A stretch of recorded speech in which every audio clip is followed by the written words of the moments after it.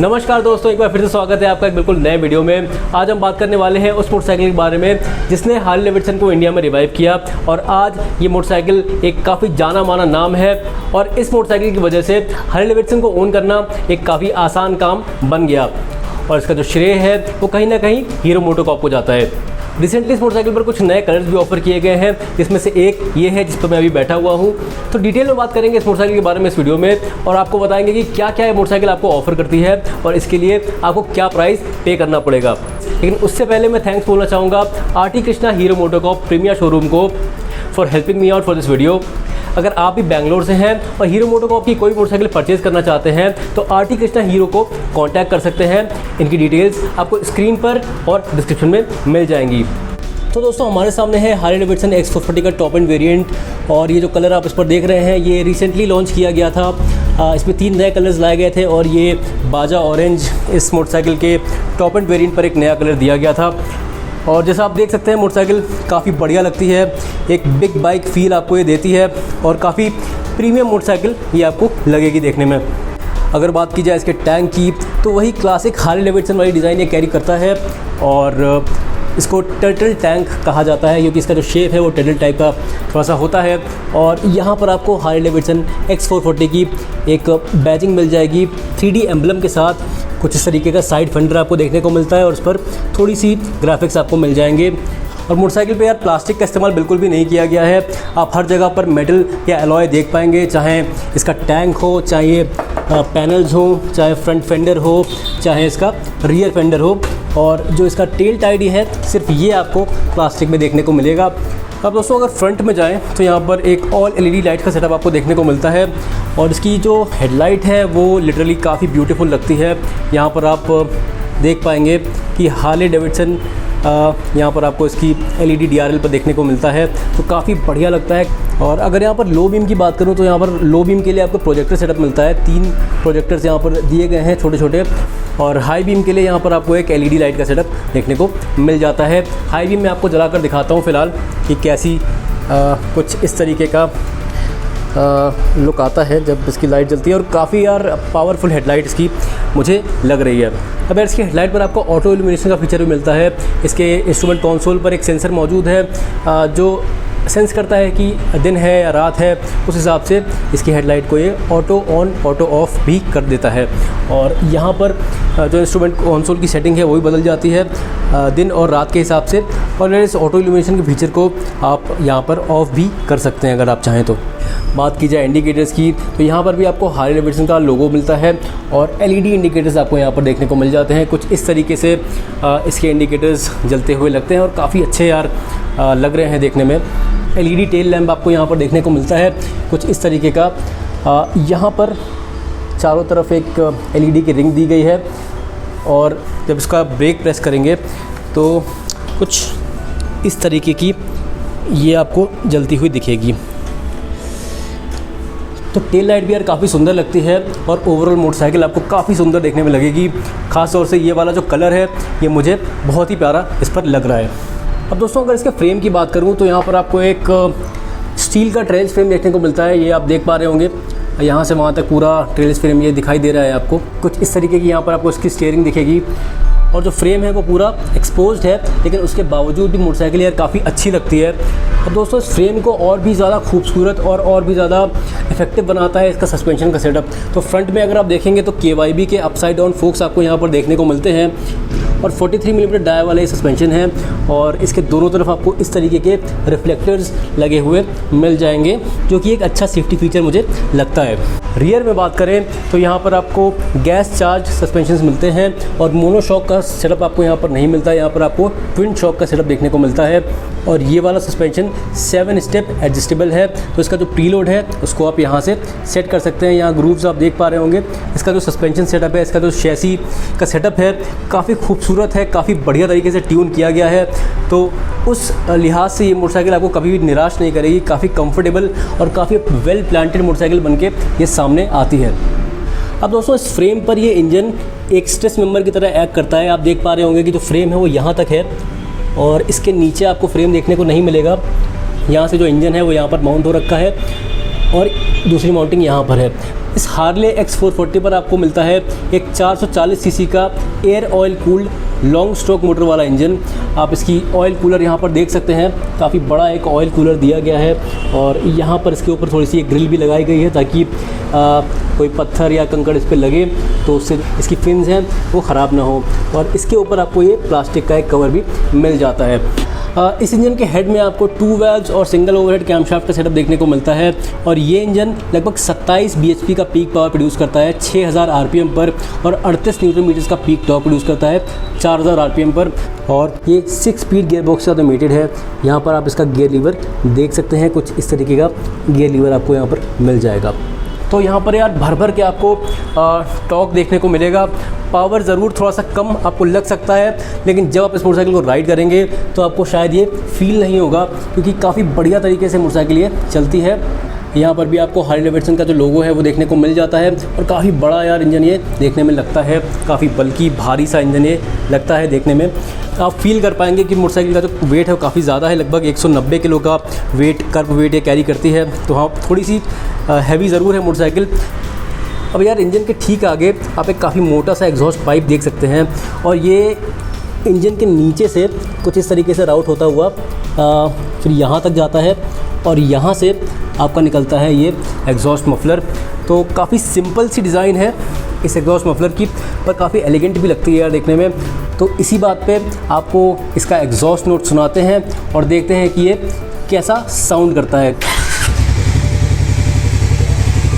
तो मोटरसाइकिल दोस्तों स्टार्ट हो चुकी है और आवाज़ काफ़ी तेज़ आ रही है, आप सुन पा रहे होंगे।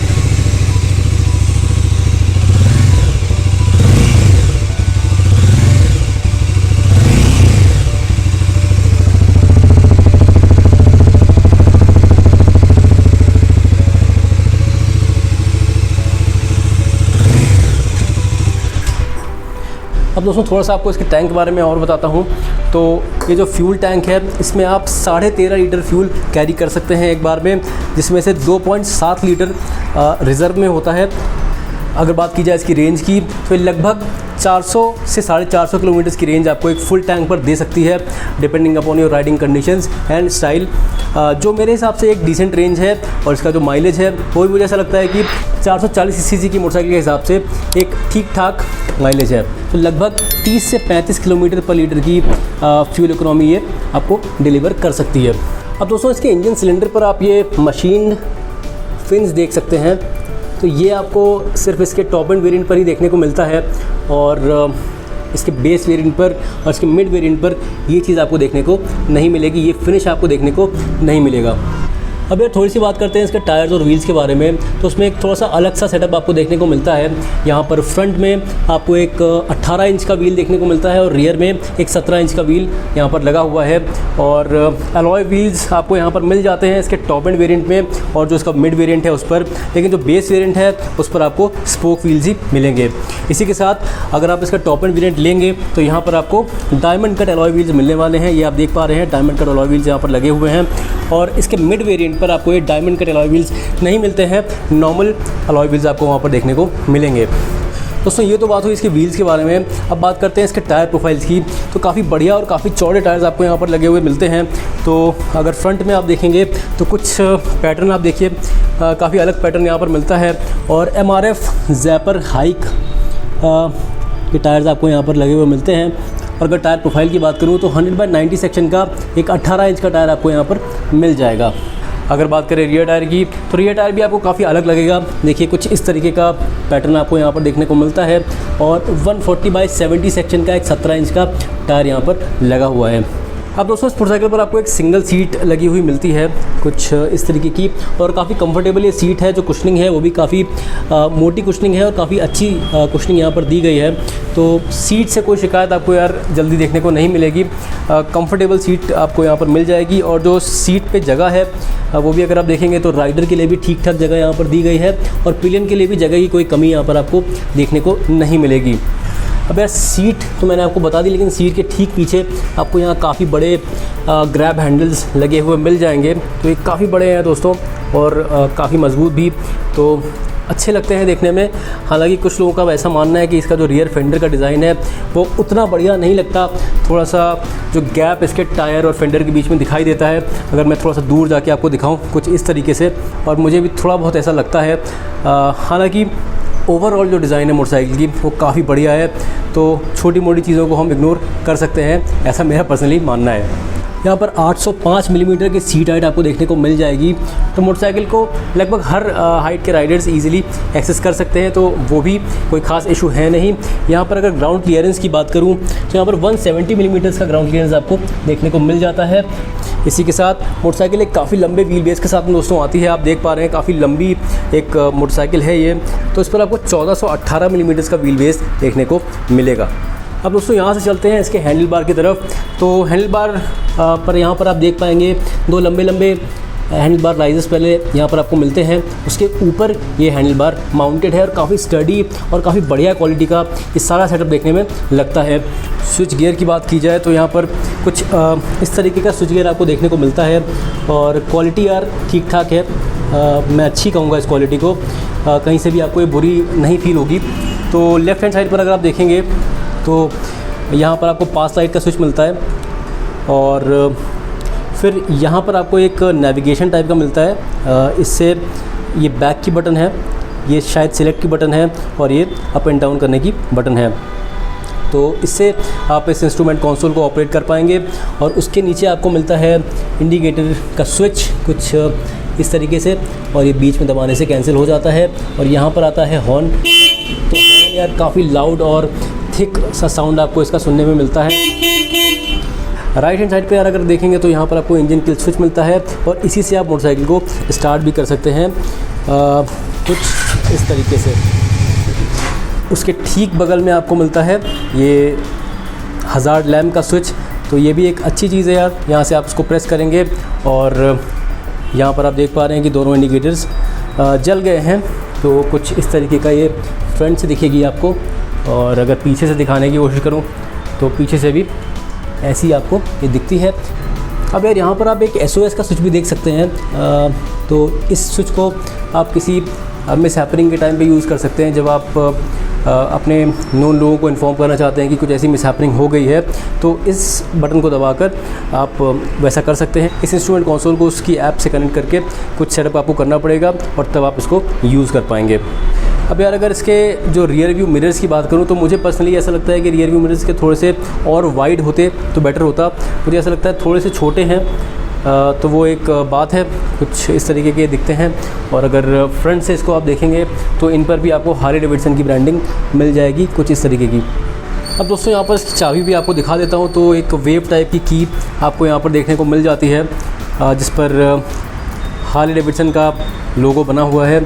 और इसको वापस से यहाँ पर लगाता हूँ तो कुछ इस तरीके का एक एनिमेशन यहाँ पर बन के आता है, हार्ले और एक्स लिख कर आता है उसके साथ में।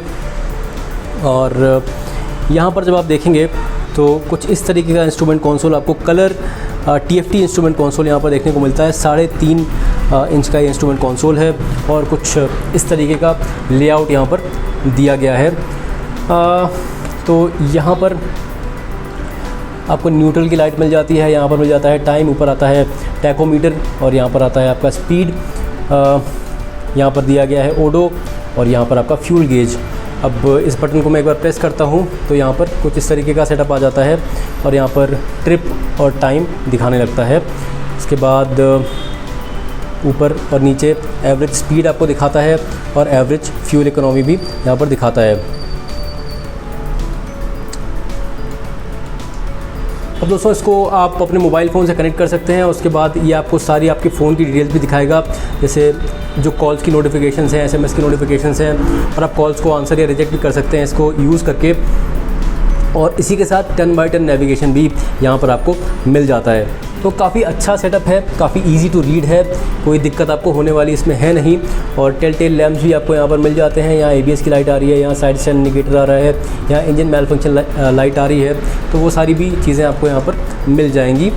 और इसके चारों तरफ आपको एक सिल्वर कलर की रिंग टाइप की देखने को मिलती है। इसी के ठीक नीचे यहाँ पर यार अगर आप देख पा रहे हैं तो इसका USB चार्जिंग पोर्ट भी लगा हुआ है। तो तो कुछ इस तरीके से आप इसको खोल सकते हैं और ये फास्ट चार्जिंग USB पोर्ट यहाँ पर दिया गया है। तो दोस्तों मोटरसाइकिल के बारे में सारी डिटेल्स आपको बता चुका हूँ। अब आपको बताता हूँ कि बैठने पर ये कैसी फील होती है। तो मेरी जो हाइट है वो 5 फुट 11 इंच के आसपास है और आप देख सकते हैं कि मेरे पैर बड़े आराम से ज़मीन तक टच होते हैं, कोई इशू उसमें है नहीं। तो आप आराम से इसको एक्सेस कर पाएंगे। हैंडल बार काफ़ी वाइड है, अगर आप सामने से देखेंगे तो आपका जो चेस्ट है काफ़ी ओपन रहता है और जो राइडिंग पोजीशन है वो भी लगभग इरेक्ट ही रहती है। आप अपराइट बैठते हैं और जब आप पैर यहाँ पर रखते हैं तो जो राइडर फुट पैक्स हैं वो ज़्यादा पीछे की तरफ नहीं है, आगे की तरफ ही ये लगभग प्लेस्ड है। तो काफ़ी कंफर्टेबल राइडिंग पोजीशन आपको इस पर देखने को मिलेगा और इस तरीके से जब आप बैठते हैं तो आपके जो पैर हैं वो यहाँ पर बहुत अच्छी तरीके से टक भी हो जाते हैं। तो एक बढ़िया राइडिंग पोजीशन के साथ में आती है। सीट भी काफ़ी कंफर्टेबल है, जो कुशनिंग है वो भी काफ़ी अच्छी आपको मिल जाती है इस मोटरसाइकिल पर। बस एक ही इशू मुझे लगा जो है इसके रियर व्यू मिरर्स। मुझे ऐसा लगता है कि जो रियर व्यू मिरर्स हैं वो थोड़े और वाइड होने चाहिए थे तो थोड़ा बेहतर रहता। दोस्तों ये इस मोटरसाइकिल का टॉप एंड वेरिएंट है, एस वेरिएंट, जिसका एक्स शोरूम प्राइस लगभग 2,80,000 रुपये के आसपास है। अगर आप इसका मिड वेरिएंट लेंगे विविड तो उसका एक्स शोरूम प्राइस आपको लगभग 2,60,000 रुपये के आसपास पड़ेगा और इसका जो बेस वेरिएंट है डेनिम उसका एक्स शोरूम प्राइस लगभग 2,40,000 रुपये के आसपास है। उम्मीद है इस मोटरसाइकिल के बारे में सारी जानकारी मैं आपको दे पाया हूँगा। अगर हार्ले डेविडसन X440 या हीरो की कोई और मोटरसाइकिल आप परचेज़ करना चाहते हैं तो स्क्रीन पे दिए गए नंबर पर RT कृष्णा हीरो मोटोकॉर्प से कॉन्टैक्ट ज़रूर करें। इनकी बाकी डिटेल्स आपको डिस्क्रिप्शन में मिल जाएंगी। वीडियो को लाइक शेयर और सब्सक्राइब करना मत भूलें। मिलते हैं ऐसे किसी और वीडियो में, तब तक आप सब अपना खूब ख्याल रखिए। Thank you for watching.